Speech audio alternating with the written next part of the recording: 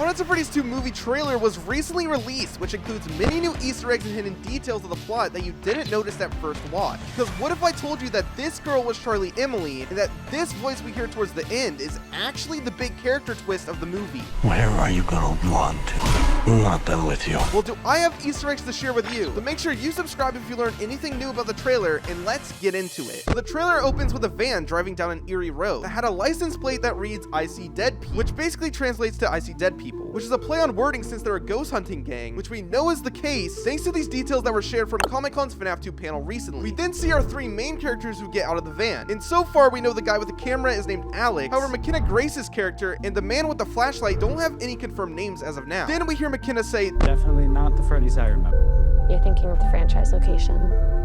This is the original. Which is a reference to how the FNAF 2 location in the games was actually a prequel and was built before FNAF 1, which seems to be the case here as well. McKenna then says, Nobody's been here for decades.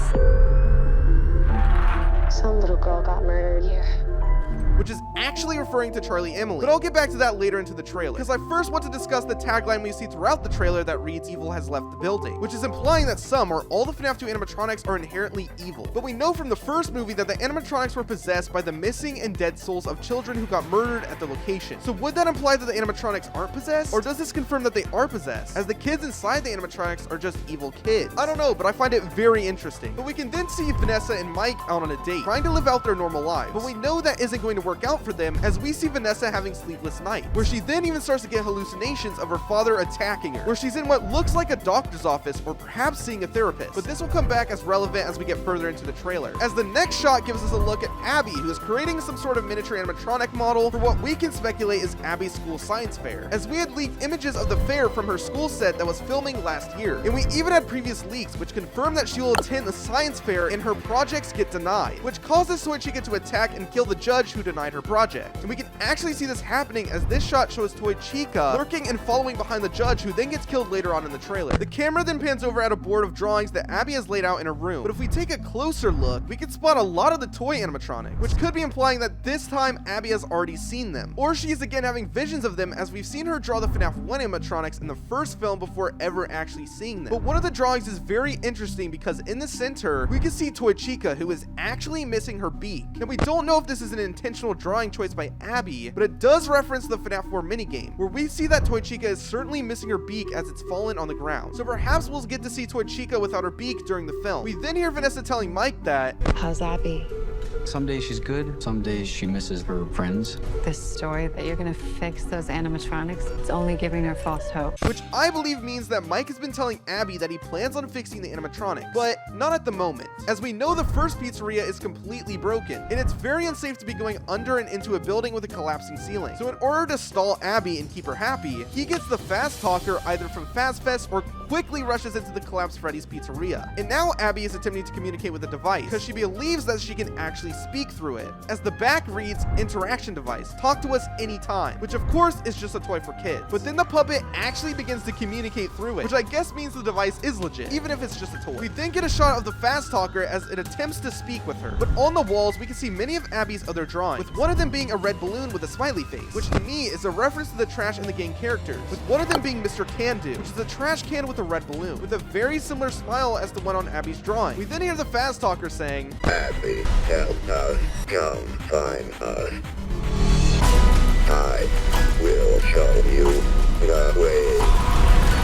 which is again another reference to FNAF 2, where we hear the Atari minigame voice saying save them. So that's a pretty cool reference to the game. Now this part of the trailer starts to speed up, as we get multiple quick shots from different scenes, so it's a little harder to make out what's going on, with one of the clips being William Afton in his yellow rabbit suit, peering through the kitchen doors at one of the victims. And this is actually the missing children's incident, as the pizzeria looks a lot cleaner, and we can see that his suit is clean too when brightening the shot of him down the hallway. And we'll probably be seeing this take place during the opening of the movie, because the puppet's backstory is a very important plot in this film, which I'll talk about soon. We then see Balloon Boy is swimming under the water in one of the caves of the pizzeria. But what's interesting is how the FNAF 1 movie animatronics were easily taken out by a puddle of water in the first film. So perhaps these animatronics were built by William Afton specifically, as we know from the games and the sister location animatronics that Afton loves to make his robots super high-tech with multiple features. And with the tagline having the words evil in it, I don't think it's too far-fetched to say that the evil William Afton created the toys himself, or maybe just Balloon Boy. We then see Vanessa as she stares directly into the the camera as the puppet lurks behind her in what appears to be her about to kill Vanessa. And then a little bit later, we see another shot of Vanessa peering into the puppet's box, which is under the stage, and the puppet slowly creeping in from the octagon hatch that opened up. But I don't think the puppet is evil as the trailer is trying to show us, because earlier in this trailer, we saw the child actor who's playing both Charlie, Emily, and younger Vanessa. And I've been told that they had a lot of interaction within the flashback 80 scenes we're going to be getting. So I think Vanessa and the puppet are going to have a bigger connection than people previously thought. We can even see a shot of Charlie's actor for a split second later into the trailer, which I have more to discuss about as we get there. But while all these shots are playing out, we can hear a voice speaking through the trailer saying, Where are you going to want to? Not done with you. Now this voice could easily be Henry, but it sounds too evilish. But it doesn't sound like Matthew Lillard, aka William, either. So my best guess is actually Freddy Carter's character, who we see meets up with the Ghost Hunter gang in the trailer, but was also confirmed as a security guard of the FNAF 2 location, thanks to the leaked scene from Comic-Con, which I had a whole video covering if you want to go watch. And reports have said that he'll be playing as Jeremy Fitzgerald, but my personal theory is that he's actually playing Michael Afton, under the fake name Jeremy. But I don't think he's working alone, as in the trailer's description it reads,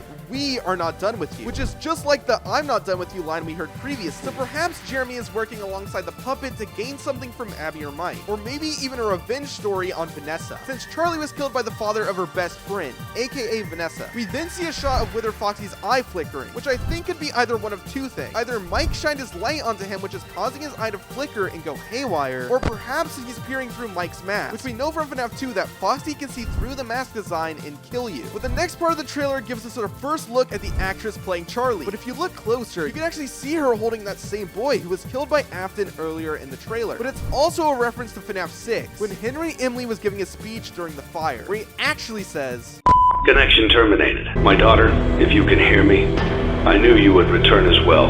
It's in your nature to protect the innocent. I'm sorry that on that day, the day you were shut out and left to die, no one was there to lift you up into their arms, the way you lifted others into yours.